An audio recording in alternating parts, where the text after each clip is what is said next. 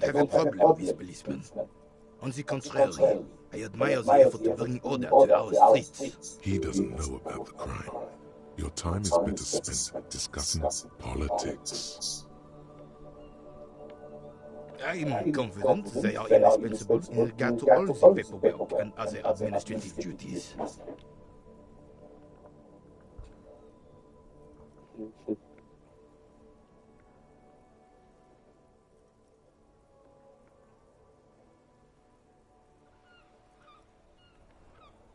No man can afford to turn his eyes to the horizon if his rear isn't secure. If the women folk take care of that, then men can tackle the bigger issues.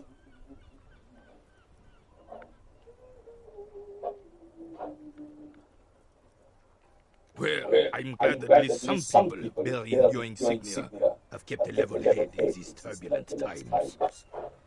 Yes. The terrain here provides an interesting variety to a familiar game. Yes, it was left by heavy artillery fire. Why?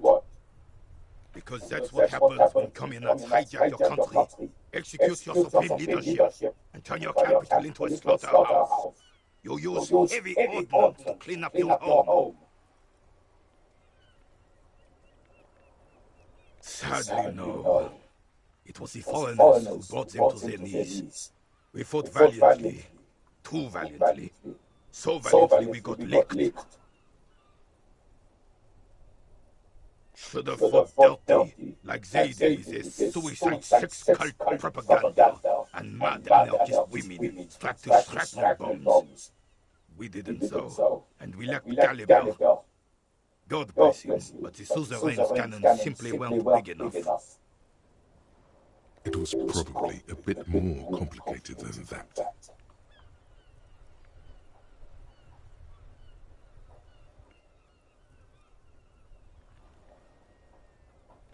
Because this place is a damn beachhead. Had to soften this commies up first. Yes. The military coordinated amphibious landing to take back Revachol. Martinez was used as one of the 3 footholds in Revachol during Operation Deathblow in 08. The other 2 were off in Stella Maris and the Delta.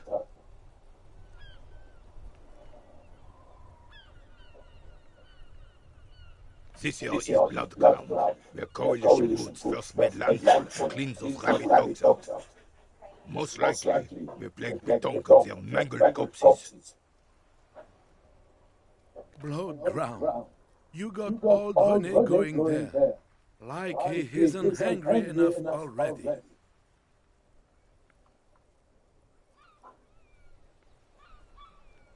Damn right, son. They lit the fire of hell on the city before they stormed it. And it worked too. The rest of the city got cleaned up, but Martinez they keep as a monument. And now the Union Socialists are practically running the place. Well, it's your own downfall. You, we, the coalition, Revachol, whoever you want to blame, never finished the job. Officially, the party never surrendered. Of course, they still all influence. You don't even begin to truly understand the players at the table, let alone the specific circumstances surrounding them. What do you think? Thinking men have opinions on these things. Present one.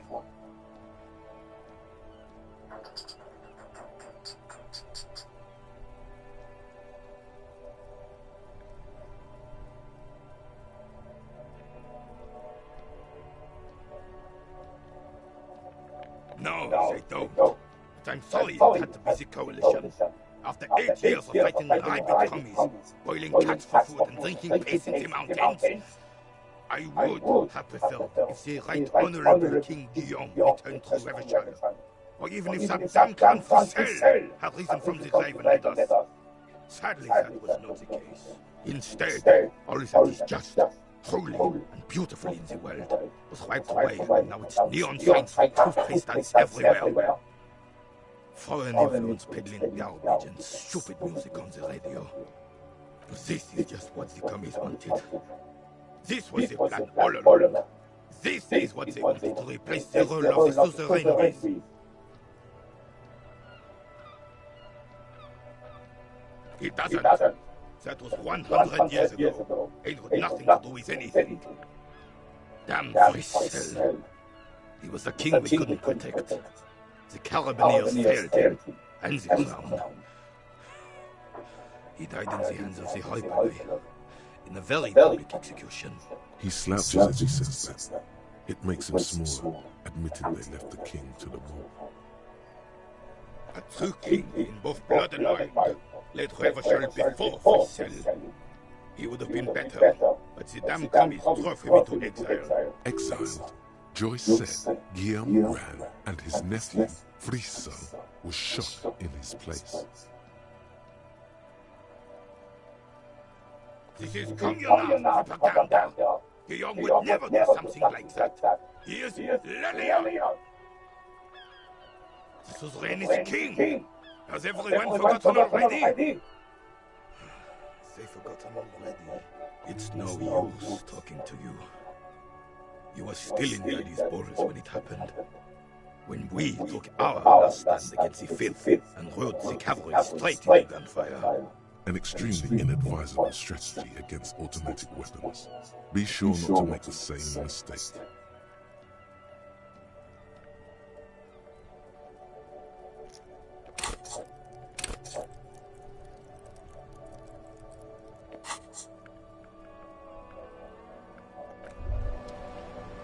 Wow, you work hard. Oh, yes, you hustle. You're a provider. It's tough out there, but you keep it real and provide. Oh yeah, like a horse, a workhorse, for hard work. Look at yourself. You're a human pedometer.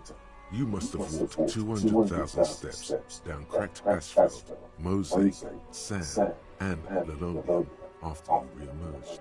That is the sign of a hustler who never gives up. The world is harsh and people are evil. You didn't make it that way, and you won't let it break you. You ride. That's just what it's like, life and death. But you got gills on your side, baby. Got those black papers with the faces of the innocents on them. You bring in the Franco Negroes and the Solas. It ain't easy, but you do it. Day in and day out. You didn't make the rules, but you won't lose. You're a cop, and a sprinter, and a money printer.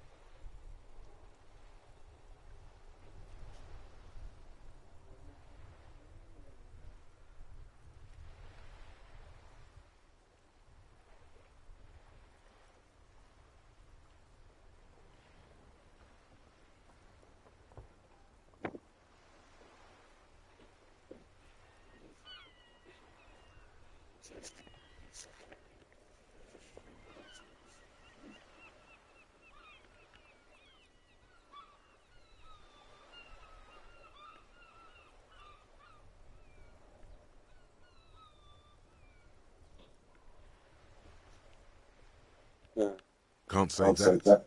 You shook him. You're a killer. A shark. Wasn't easy getting that giant novelty check from Everard. Took some ingenuity to get into the harbor, but you got in. And you took that bribe as hard as any cop's taken it. You didn't log that in as a donation either. You don't log any of that shit in. You're a straight rider. Yeah, you're in the sales business. Shake 'em for shit and then pawn it off. Law officer style. Sure. And has it been easy? Is life easy? Have you not gone into cardiac arrest? Are you not about to have an anxiety attack or shoot yourself in the mouth? But you still hustle 24/7, ride or die. Now, ask yourself, are you rich? That's right. You work harder than anyone. You almost rode yourself to the grave, and you're still practically a hobo. Why is that? The Guardsman has set himself up one of those self-replicating money structures. You should learn from it. Don't play the victim. Think, hustler. Think with your head. Because of the taxes, G-Man's got his jam-covered sticky fingers in your pocket, stealing from you every time you buy, sell, walk, talk, fart, so much as sneeze. Aren't taxes almost non-existent in the Gotham estate that is Revachol? You and I both, but they got those indirect modes of taxation. Sales tax, excise duty, extraction tax. This tax that doesn't even have a name. Plus, there's the stuff people in other countries pay for that makes them ask for more money from you here. The Gotham estate's a myth. In total, the coalition government is taking 98% of all your money.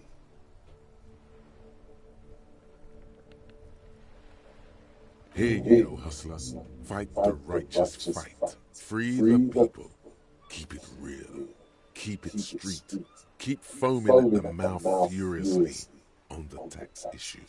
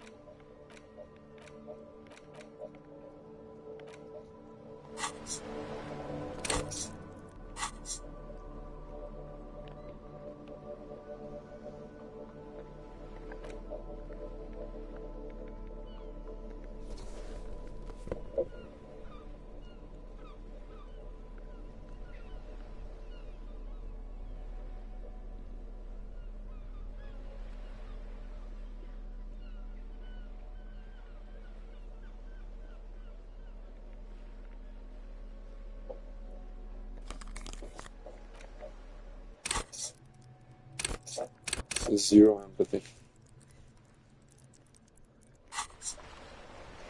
Vigilance officer, what can this old cardinal do for you?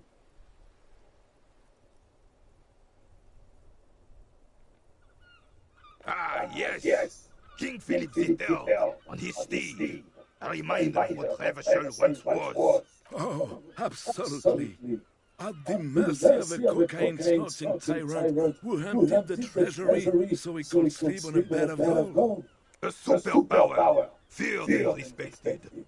A testament to what this country can be under the leadership of a true king. Someone who knows how to rule. Decisively, without fear of offending the sensibilities of the frail and weak-minded among his subjects. This is something the insurgents never understood.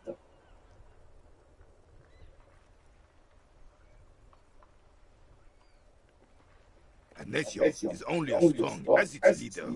That's why it was such madness to try to... Don't get started on that again. What happened, happened.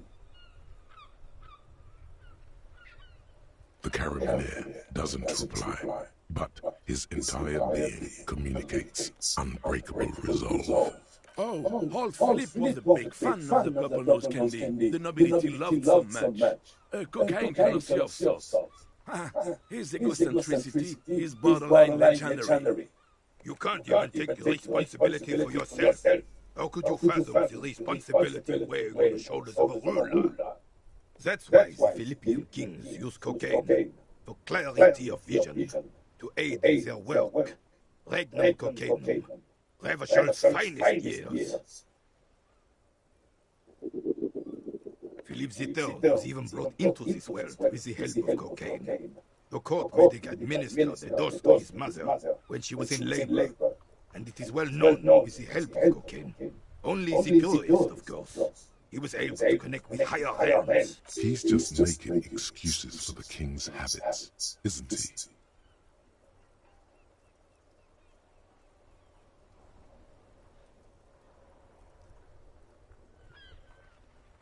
From what I've seen of the officers of the RCM. But I don't want to get into a debate about drug policies. Right.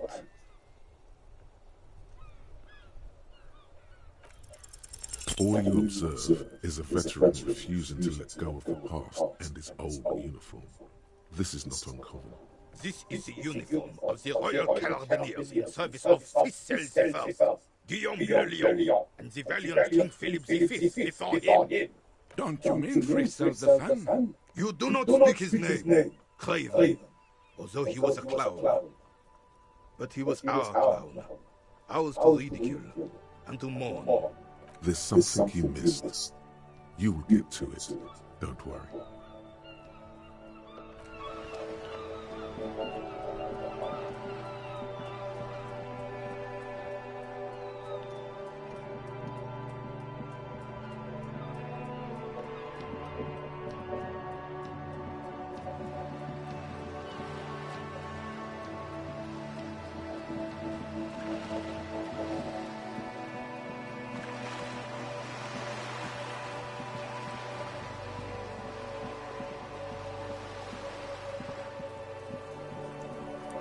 Just an ordinary war. Nothing.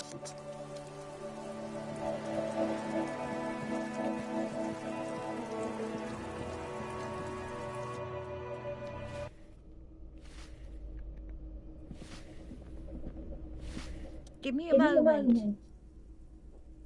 I'm no one. Just an old woman who cleans these hallways. If you can call it living. I have a little room upstairs right next to the coal room. It's barely bigger than a closet. But I don't complain, no. I have my bed and my aching bones to keep me company. And that's all I need from this world. She hasn't spoken to anyone for a while. Even her sentences feel rusty. Ask away, policeman. Some lunatic lost his mind. All kinds of morons pass through these halls. The artiste? Nothing I can do about her, I'm afraid. She ruins the walls faster than I can clean them. Still, she leaves an old lady to her business. More than I can say for others. She mumbles some kind of a response, then hacks something into her handkerchief.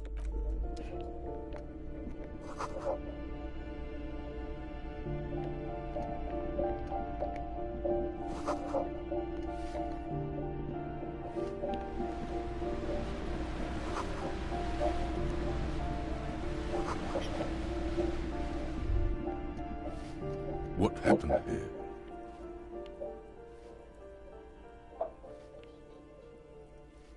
It will still be accessible through the apartment next to it. That one didn't have a door. Sadly, nothing of great value remains here. Indeed.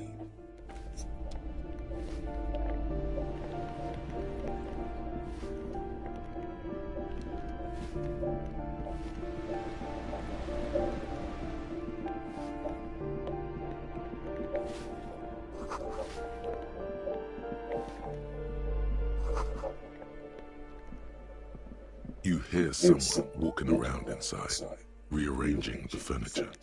The number on the panel says 10. The walking stops abruptly, but no one comes to the door. Sounded like a woman. A woman's shoes. A poor communard, from the looks of it. The room is barely bigger than a closet. Huh?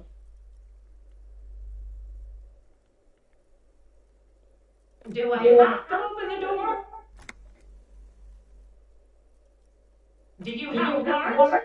I'm not obligated to open the door if you don't have a warrant. It's generally easier to do things if you have literally any reason. You hear someone.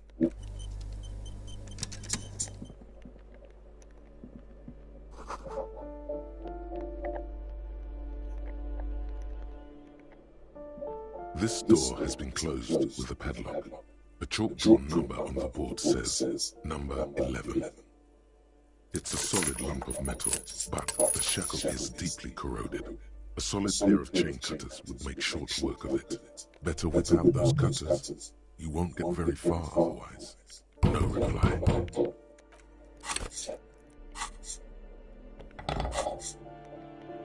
This door has been closed with a padlock. What are you doing? You're trying to cut the body of the lock with the chain cutters, and it's really not working.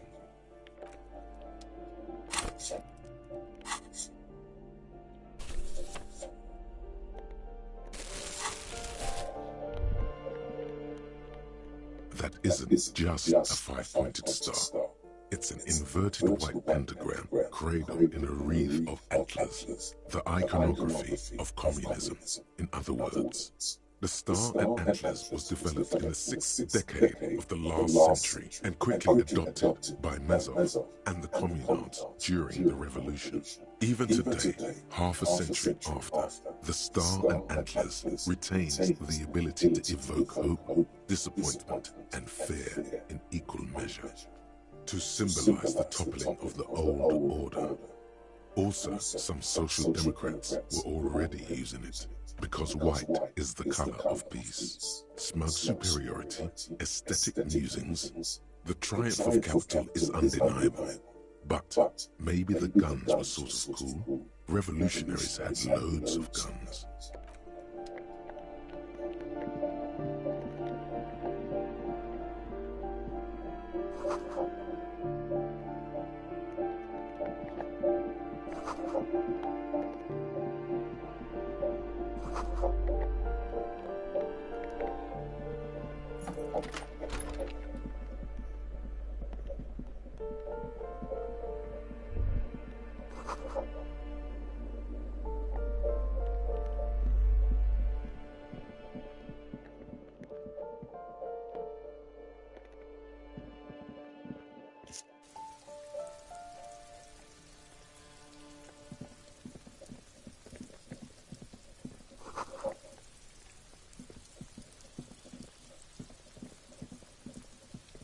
This door is made of metal.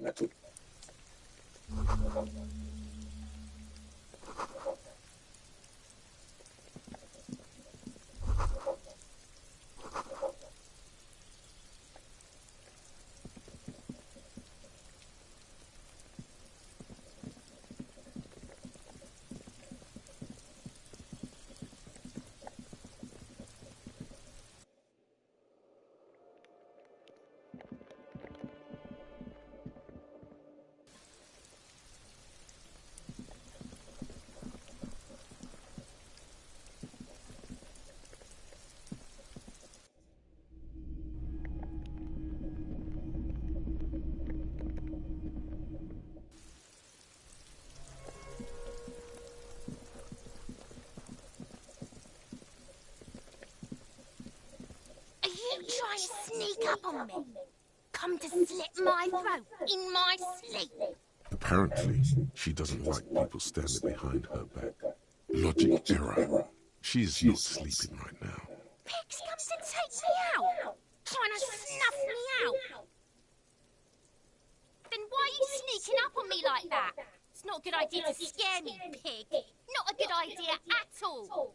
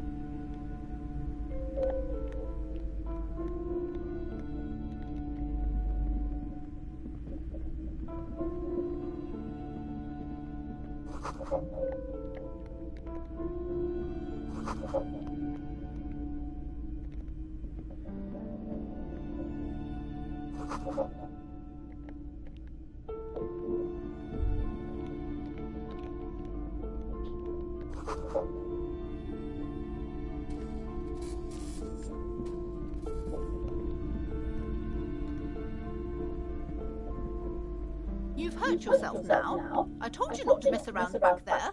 What are you even trying to accomplish, you fool?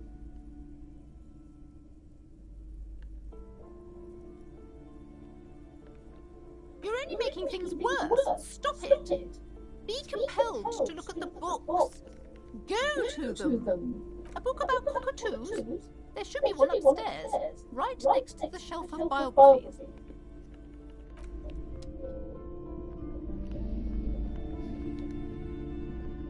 These shelves are overburdened with books from the same series. You see the name, Dick Mullen, over and over. A couple of spook novels hide amidst all the detective books. Thrilling tales of spycraft and daring-do.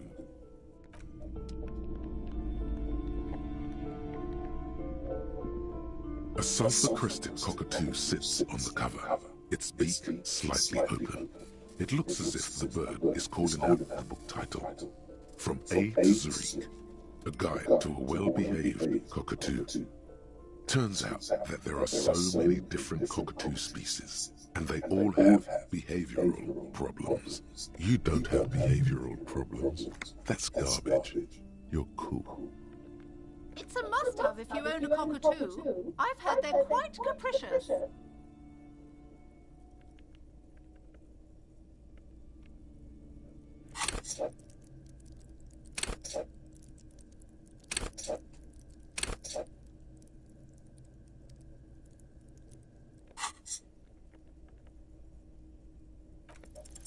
You wait for the storekeeper to be distracted.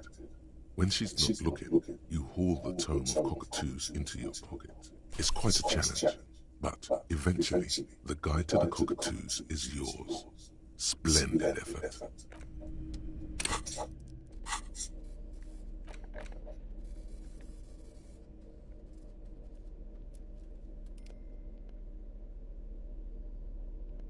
A cockatoo is a parrot with an erectile crest, found on the Seminole Islands and in southern Fas-a-la-Mer. Known for their intelligence and general precociousness, cockatoos are popular birds in aviculture. However, they often exhibit various behavioral issues. This book talks about the delicate nature of toos, as well as introducing some of the most popular species among the bird enthusiasts. The funeral cockatoo, the major majestic cockatoo, and the most common bang-bang cockatoo. It's colorfully illustrated. Where to even begin? All cockatoos are known for their needy natures, requiring attention for at least 2 full hours a day. They love to talk, and have been described as lovable clowns who just don't know how to wrap up.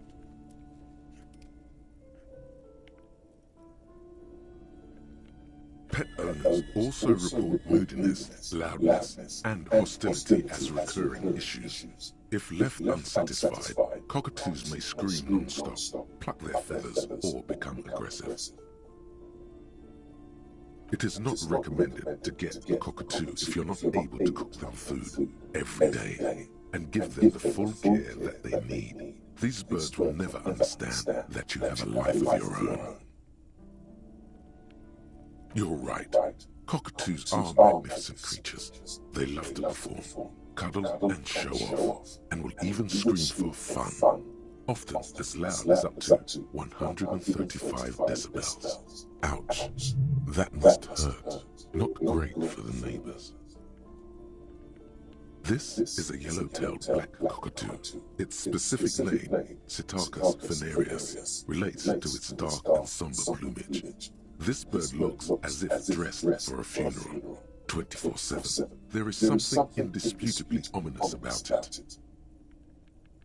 Perhaps the most impressive of all the species, the endangered major majestic cockatoo, is often described as the most flamboyant bird in the jungle. Its pink-colored wings and flowing crest embellish its proud and bumptious nature.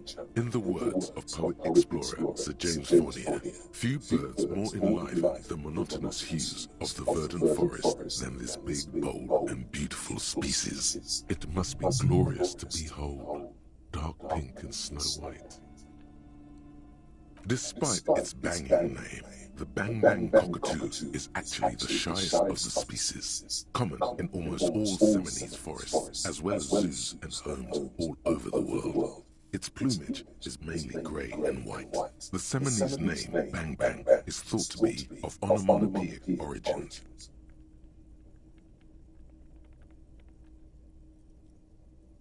Yes, but all those cockatoo species are so different. Which one are you?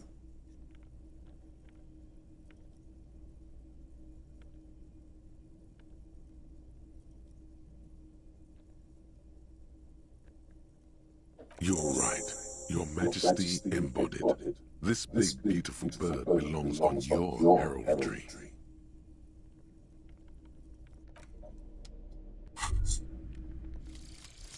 Actual art degree. Trite, contrived, mediocre, milquetoast, amateurish, infantile, cliché and gonorrhea-ridden peon to conformism. I fucked me. Affront to humanity. War crime. Should literally be tried for war crimes. Resolutely shit. Lacking in imagination. Uninformed reimagining of lip-wristed, premature, ill-informed attempt at talentless fuckfest, recidivistic shit peddler, pedantic, listless, savagely boring, just one repulsive laugh after another.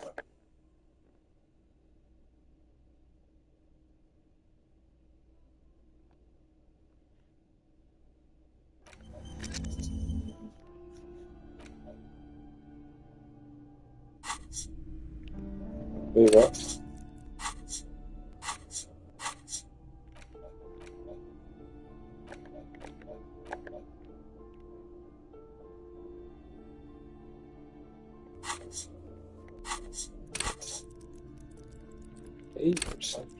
Holy.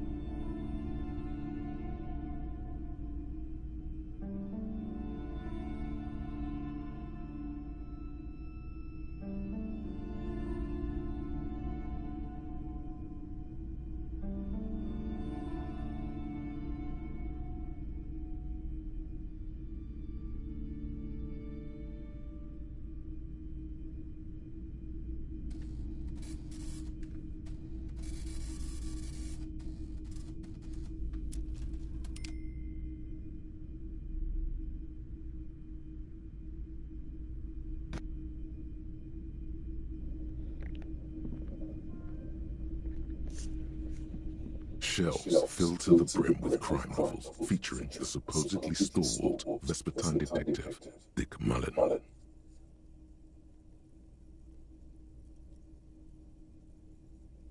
Oh, crime, robberies, murders, even sexual crimes. We're fortunate to have Dick Mullen and his stories to sort all that out.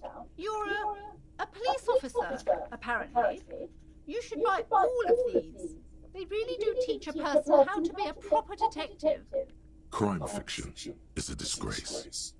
An asinine misrepresentation of the physical attributes of the arduous everyday work of actual police officers. These books greatly overstate the excitement of police work, glossing over how long it takes to actually follow up on leads and eliminate dead ends. What's more, they completely ignore the psychological hardships of year after year coming into contact with people during the worst days of their lives. Not a single mention of all the stress this work creates upon the officer's family. Detective fiction just doesn't tell the truth at all. Now, would you like a list of all the books found on the shelf? You see Dick Mullen on the job, Get Me Mullen, The Stalwart Adventures of Richard P. Mullen, Dick Mullen and the Murder in the Orchard, The Sordid Affair of Dick Mullen. A killing is declared. Dick Mullen in the Murder House. The Final Case of Dick Mullen. An Obvious Lie. Dick Mullen in the Clock Tower. The Ordeals of Dick Mullen. Dauntless Dick. Dick Mullen's Funeral Pyre. The Murder of Dick Mullen. Oh no, turns out he faked it to solve the case. Yes, there's also The Dame Who Did It. Farewell, My Mullen. Faking death seems to be a common trope in the Mullen series. The morbid tales of Dick Mullen. A dark tide turns. Tragedy calls for Dick Mullen. Another one with fake death. And, of course, Dick Mullen, the murderer. In order to catch a murderer, Dick Mullen must become the murderer. After all this, you still haven't found the answer to the one question that matters. Who is Dick Mullen?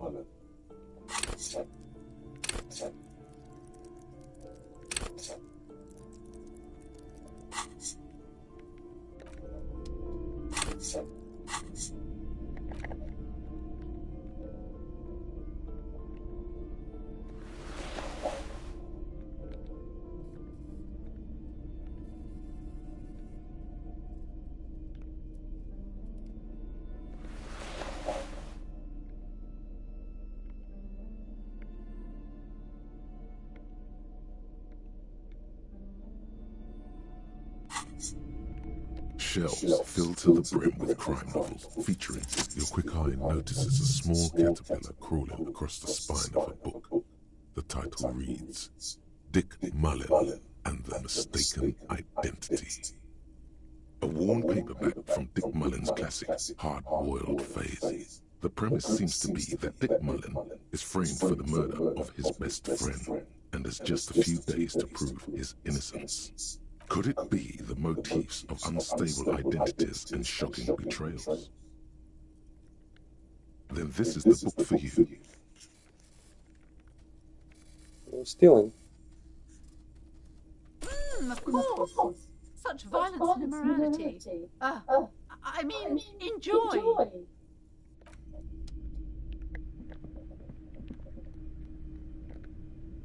The plaque on the shelf reads, Biographies of Famous People. You see a large variety of names, none of which ring a bell. You will attain a place on this shelf one day, or die trying. I would say The Greatest Innocence. Yes, most certainly. It's an important educational tool, delving into the depths of history, religion, and their relation to innocentic power. A very influential historical figure, but surely I don't have to tell you that. You're a law officer, and law officers have at least some education. The book is also very daring.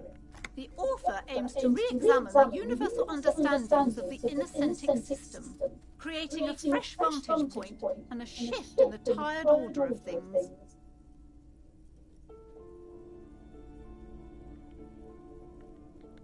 Perhaps for a layman, deep analysis is necessary to peel back the multi-layered meaning. Do her words seem vague and abstract to you? Certainly, it's prudent for a person to have at least an elementary understanding of history and society. Imagine the chaos we'd be in otherwise. You feel like you should get this one. Definitely. It's important somehow. There's something personal inside. Browsing through all the books with all their names makes your head spin. None of these seem important or relevant. It's all just vapid egoism. Suddenly, a particularly odd title catches your eye. It reads, High Speed Love, the tragic true love story of Jacob Irv and Alfie Delatraz, by one Cecilia Averbrook. High Speed Love chronicles the romance between two of the finest tip-top tourney racers in history. One of them is the madcap driver, Jacob Irv. His blonde mane graces the cover. Next to Irv's life story, you see a slim biography of an Occidental rock star called The Anti-Star. He's famous for shooting morphine into one of his eyeballs and cocaine into the other. Next to that, Rivasholian radio personality Guillaume Bevy stands in front of a run-down drug den. He's a permanent fixture on Channel 8, reporting on real-life crime and ruining cops' days. I really must insist you buy one of the books. Reading them is not for free. Do still browse, though, but not too long. I'm sorry, I did not mean to rush you. You are browsing. Go ahead. Take your time. Time is commerce.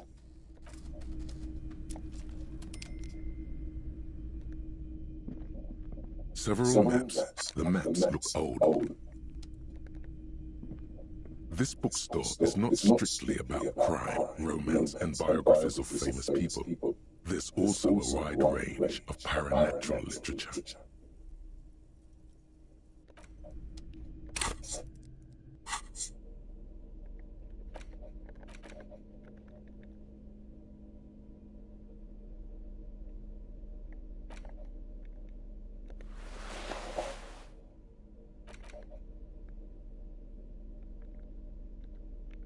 In your hand, you hold Dick Mullen and the Mistaken Identity. The brittle paperback feels fragile to the touch.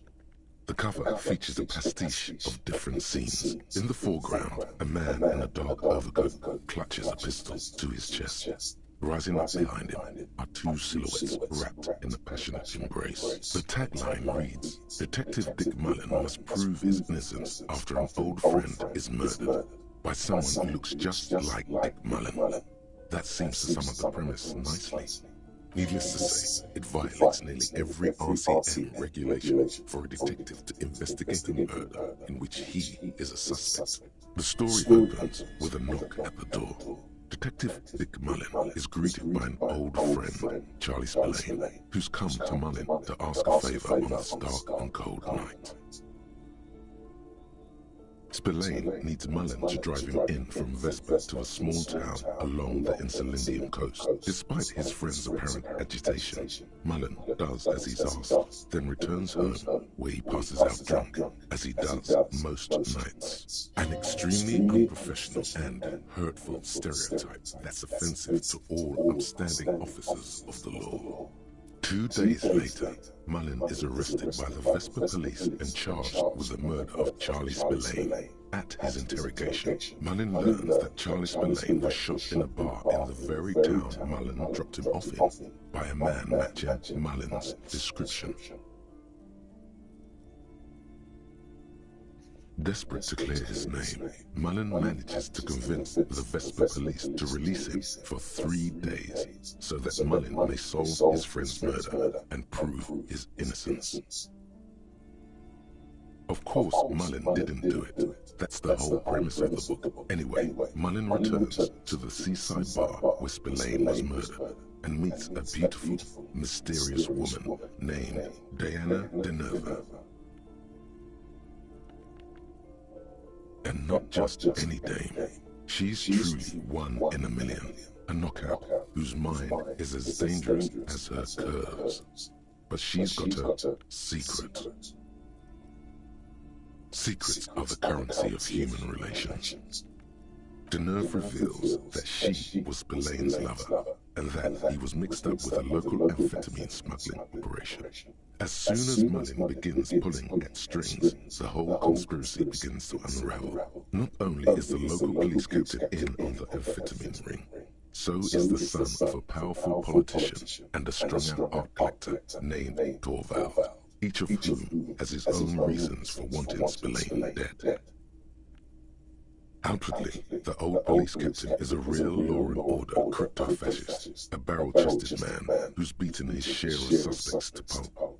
But he's also dirty and increasingly paranoid that someone's going to expose his role in the drug ring. He would certainly have the motive and the means, but the captain walks with a noticeable limp from an old war injury. Is it possible that he was able to conceal it long enough to commit the murder? A typical privileged twat. In all likelihood, he's just in over his head. He does bear a personal grudge against Spillane, though, a former prosecutor who nearly brought down his father's administration. The kid doesn't exactly have Dick Mullin's manly build, but he is the correct height, and while interrogating him at his home, Mullin did notice a certain overcoat that looks suspiciously like his own. Torvald, the art collector, is a strung-out mess. Frankly, it's hard to imagine him holding a pistol steady enough to actually hit someone, let alone plug them 3 times in the chest, the way Spillane did. That said, Torvald and Spillane have a long history, and while interrogating him, Mullin discovers that Torvald was once involved with Diana Deneuve. Could it be that this is all over a sordid love triangle? One evening, Diana Deneuve comes to Mullin's hostel room in tears. The two of them drink half a bottle of vodka, and soon they're seeking comfort in each other's arms. Yes, comfort and pleasure. The warmth of another human's touch. The burning taste of liquor on her full, sweet lips. Well, that testimony won't be admissible any longer.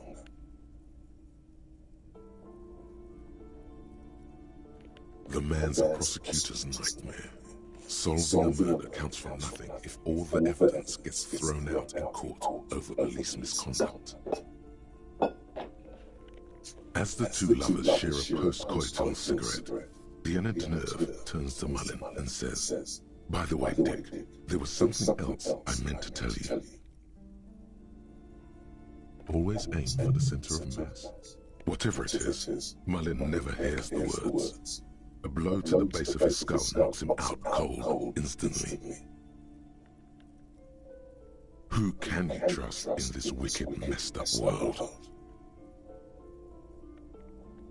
Will you be there for him, though, when push comes to shove? Time will tell. In the meantime, let's get on with the story. When Mullin comes to, Deneuve is dead on the hostel bed next to him. To make matters worse, his clothes are covered with her blood. Mullin trashes his blood-stained clothes and flees the hostel, knowing it's only a matter of hours before the cops discover Deneuve's body, if they haven't been tipped off already. Fleeing a crime scene, destroying evidence. Even if Detective Mullin didn't commit the murder, he should be facing years behind bars. The heat is on. If Dick Mullin can't solve both murders before the cops catch up to him, he's going away for life. Can you solve the case before the cops close in? What is it, Detective? It's a dangerous line of work, but somebody has to do it. That's why Dick Mullin never lets anyone get too close. There was never a time when he wasn't a detective. He was born a detective. For a moment, you cease to read the story on the page and see the book for what it is. A collection of brittle, cheaply printed pages held together by glue made from the hooves of horses. You won't find the answers you're looking for here, in other words. Is it really so evil, Detective?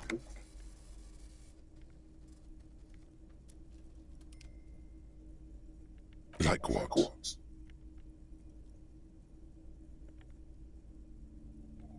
even have those. Just make sure you don't lose him. You'll not find another like him. It's true in more ways than you know. But then, what does this book know? It's just a poorly made piece of pulp garbage made to be consumed and discarded.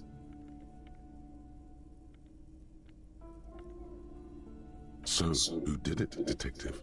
Who killed Charlie Spillane and Deanna Deneuve?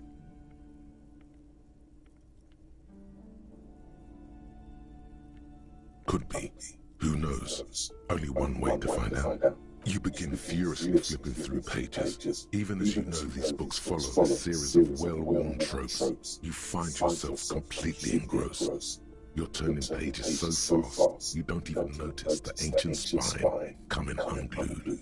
You try to grab the pages as they come loose, but your fingers aren't quick enough. They're gone. Dozens of pages scattered across the floor. The last fifth or so of the book seems to have been lost. It's possible that you could gather and reassemble the pages, but it would take way too long. That's right. You never will. But then, isn't that how it is in real life, Detective? Last year, more than 71% of murders in Revachol went unsolved. In Revachol West, that number was closer to 85%. In your hand, you hold 4/5 of Dick Mullen and the mistaken identity. Indirect modes of taxation. Turns out, those Financial Oversight Committee gangsters stuffed millions of hard-earned dividends away in the last place anyone thought to look. The hearts and minds of everyday Revacholians. You need to spread that deregulation gospel to the people. Tell them about that foreign fair tax. Preach that 98% gross burden. Preach it, preacher man. Set the brothers free. Taxes are racist.